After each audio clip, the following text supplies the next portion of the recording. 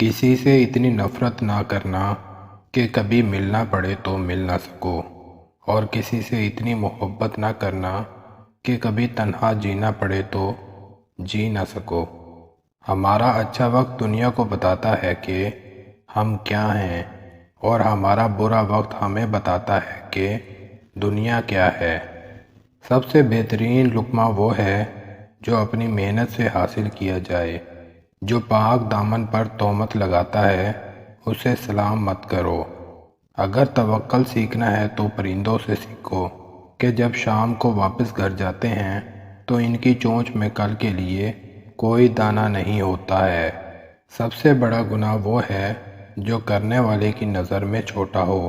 دو طرح سے چیزیں دیکھنے میں چھوٹی نظر آتی ہیں، ایک دور سے، دوسرا غرور سے۔ کسی کو اس کی ذات اور لباس کی وجہ سے حقیر نہ سمجھنا، کیونکہ تمہیں دینے والا اور اسے دینے والا ایک ہی ہے، اللہ۔ وہ یہ اسے عطا کر سکتا ہے اور آپ سے واپس لے سکتا ہے۔ دنیا میں سب سے مشکل کام اپنی صلاح کرنا اور سب سے آسان کام دوسروں پر تنقید کرنا ہے۔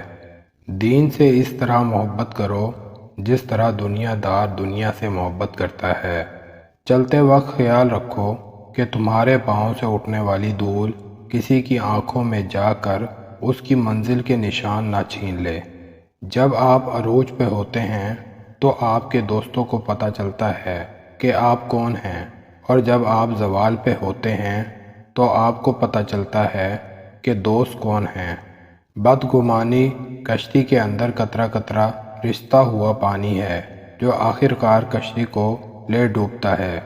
آنسو بہاؤ اور خوب بہاؤ، یہ سوچ کر نہیں کہ تمہاری خواہش پوری نہیں ہوتی، بلکہ یہ سوچ کر کہ ہم اپنی خواہشات کے کس قدر غلام ہیں۔ شادی سے پہلے کسی کے نیچے لیٹنے سے پہلے سوچ لو، آج کل کا رانجھا صرف جسم کا پیاسا ہے، ضرورت ہونے پر استعمال کر لے گا۔